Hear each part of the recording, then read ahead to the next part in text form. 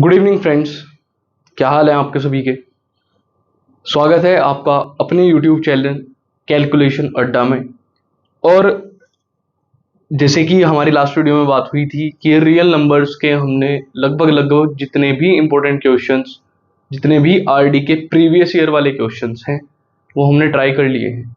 Fine. इसके बाद भी अगर आपको कोई प्रॉब्लम आती है तो आप हमें कमेंट बॉक्स में लिख सकते हैं कि सर ये हमारी प्रॉब्लम है, और इसके ऊपर आप वीडियो डाल दीजिए या फिर आपको उसका सॉल्यूशन टेलीग्राम ग्रुप के थ्रू मिल जाएगा। फाइन। अब आज हम चैप्टर स्टार्ट करने वाले हैं क्वाड्रेटिक इक्वेशन।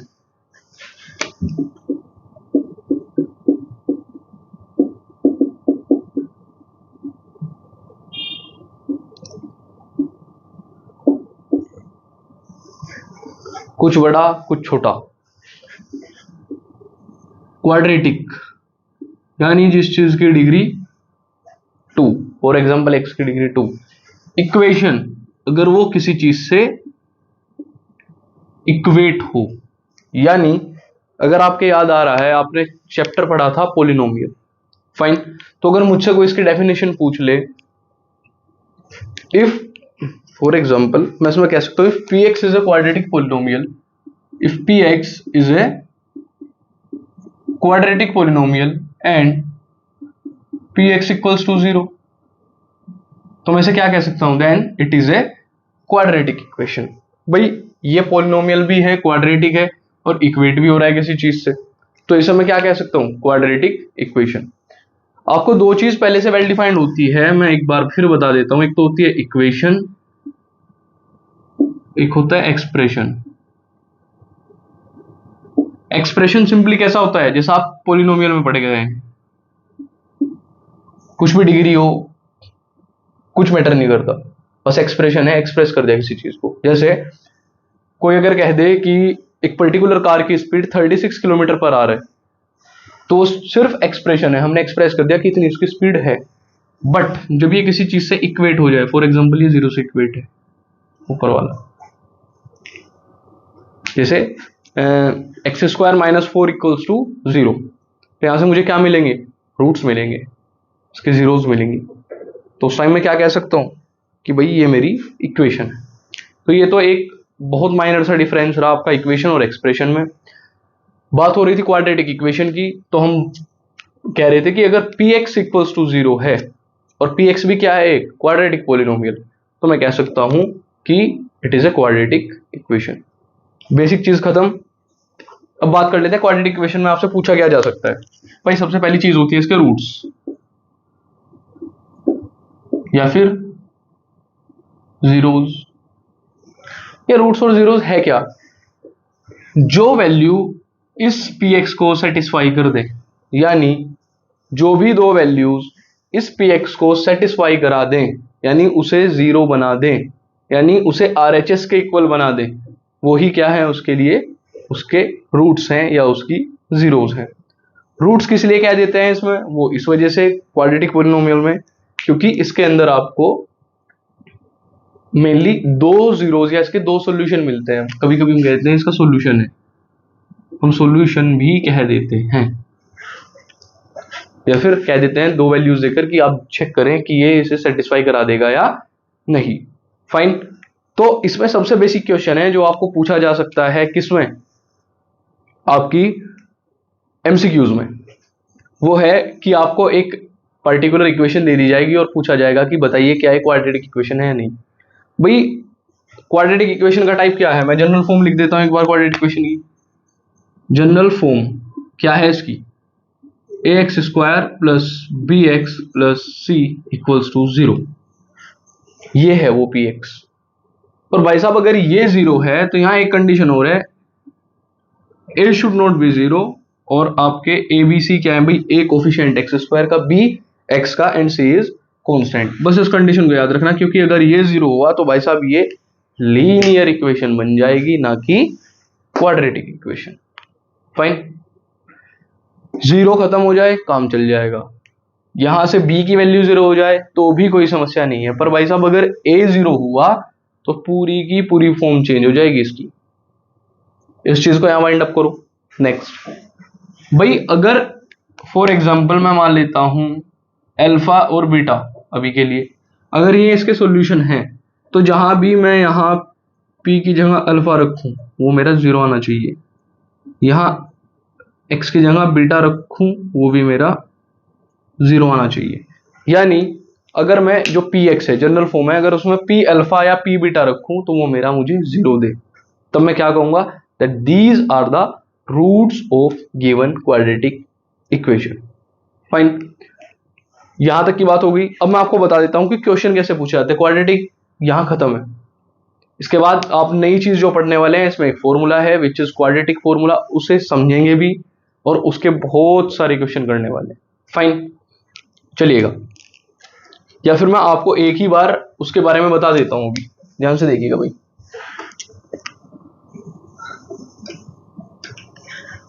हमने एक चीज ऑब्जर्व करी थी कि अगर हमने एक क्वेश्चन पढ़ी, let p x equals to polynomial मान लेता हूं मैं कोई x square minus 3x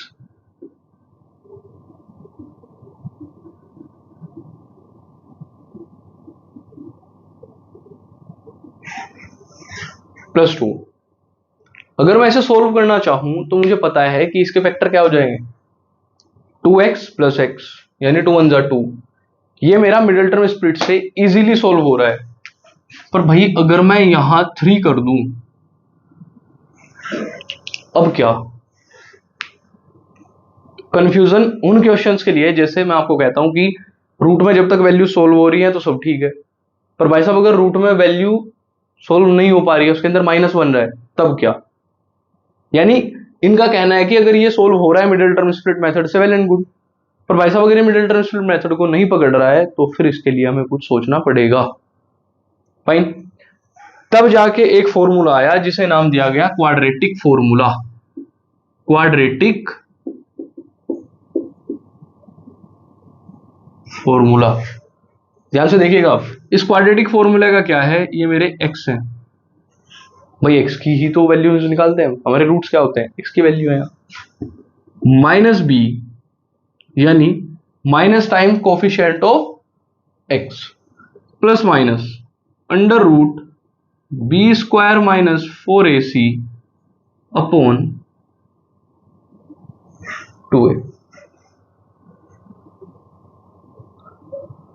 minus b plus minus under root में b square minus 4ac upon 2a, ये मेरा क्वाड्रेटिक फॉर्मूला है। फाइन, अब जहां आके हमारे मिडिल टर्म स्प्लिट मेथड जैसी चीजें फेल होती हैं, वहां आके फिर इन भाई साहब का काम स्टार्ट होता है, क्वाड्रेटिक फॉर्मूला। और हम इसे कभी कभी कह देते हैं, कभी कभी क्या इसका जनरल नाम है, श्रीधराचार्य फॉर्मूला।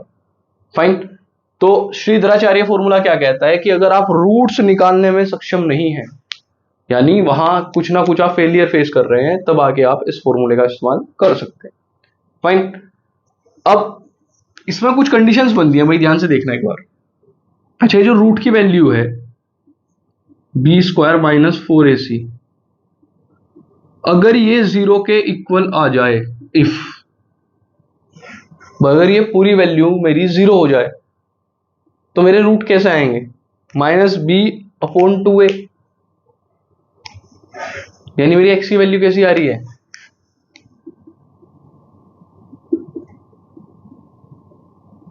यूनिक वैल्यू आ रही है, एक ही, कुछ भी फर्क नहीं पड़ रहा है। सेकंड देखना भाई, अगर ये मेरा under root b square minus 4ac, आप खुद बताइएगा, ग्रेटर देन 0 हो, ग्रेटर देन 0। अच्छा, अभी के लिए आप एक सेकेंड इसे भी हटाओ भाई, हम बी स्क्वायर माइनस 4ac की बात कर लेते हैं। अगर ये बी स्क्वायर माइनस 4ac 0 है तो रूट में 0 0 बना देगा, इसकी वैल्यू यूनिक आएगी माइनस बी अपॉन 2। अगर ये b square minus 4ac greater than 0 है तो इसके अंदर वैल्यू कैसी आएगी, इसके अंदर वैल्यू, इसके अंदर जो वैल्यू है वो पॉजिटिव आएगी, और पॉजिटिव वैल्यू का मैं रूट्स निकाल सकता हूं। तो अगर इसके पॉजिटिव वैल्यू आएगी तो मेरे कैसे आएंगे, two distinct roots, two distinct roots, और यहां मेरे डिस्टिंक्ट नहीं, यहां यूनिक आ रहा था, यानी सेम। फाइन। अब अगर मैं कह दूं कि भाई मेरा b square minus 4ac less than 0 है, अब आके समस्या आई जो चीज आपने नहीं पढ़ी। अगर ये वाली वैल्यू लेस देन जीरो का मतलब नेगेटिव हो जाए, भाई अगर ये वैल्यू नेगेटिव हुई तो भाई साहब ये पूरी जो चीज है ये अंदर नेगेटिव में जाएगी, और नेगेटिव में रूट के बारे में आपने अब तक नहीं पढ़ा, वो चैप्टर कॉम्प्लेक्स बन जाएगा, कॉम्प्लेक्स नंबर। और यहां मैं कह दूंगा कि मेरे रूट्स आएंगे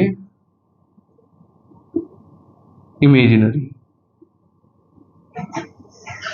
ये कंडीशन कभी कभी एक नंबर में पूछ ली जाती है, तो ये भी पता होना बहुत जरूरी है। इसके बारे में मैं आपको जब वो क्वेश्चन से स्टार्ट करूंगा एक बार फिर से बताऊंगा। अभी के लिए आप सिर्फ इतनी चीज का एक स्क्रीनशॉट लें और यहां आपका चैप्टर सिमट के खत्म।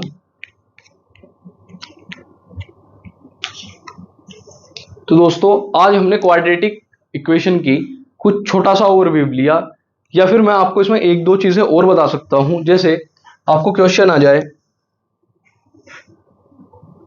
वो आपको क्वेश्चन दे दे कि आपको बताना है कि ये क्वाड्रेटिक इक्वेशन है या नहीं। फॉर एग्जांपल उसने कहा कि जो भाई P x square minus 2x plus 2 minus x square and plus 3, आपको इस तरीके की इक्वेशन दी और पूछ लिया कि बताइए कि क्वाड्रेटिक इक्वेशन है नहीं। एक नंबर में आपसे पूछा जा सकता है एमसीक्यू में, तो आप इसे एक बार एक्सपेंड करेंगे, x square minus 2x plus 2 minus x square plus minus 3। भाई साहब यहाँ एक्स स्क्वायर से एक्स स्क्वायर कट रहा है और मेरी वैल्यू फाइनल आ रही है minus 2x minus 1 equals to 0। समस्या हो गई, यहाँ a 0 हो गया, उसकी वजह से मेरा एक्स स्क्वायर वाली वैल्यू भी पूरी 0 आई। भाई साहब a 0 हो गया, वो वैल्यू 0 आई, इसका मतलब ये है कि ये क्वाड्रेटिक इक्वेशन नहीं है। हमें यही चीज याद रखनी है कि वो कुछ इस तरीके से आपको शेप करके देगा, वो आपको लगेगा कि डिग्री 2 है, पर वो एक्चुअल में डिग्री 2 तो है, पर जब मैं उसे एक्सपेंड करूंगा, सोल्व करूंगा, तब जाके मुझे पता लगेगा कि ये मिथ है, यहां ऐसा कुछ भी नहीं। फाइन। तो आपको बहुत सोच समझ के एक बार क्वेश्चन देखने हैं। आज के लिए इतना ही रखते हैं, मिलते हैं अपने नेक्स्ट वीडियो में अब कुछ अच्छे क्वेश्चंस के साथ। फाइन। पहले मैं आपको बताऊंगा कि बोर्ड का आस्किंग पैटर्न क्या क्या है, और उसके बाद हम अच्छे से अच्छे क्वेश्चन करना शुरू करते हैं। तो मिलते हैं नेक्स्ट वीडियो में। Thank you so much.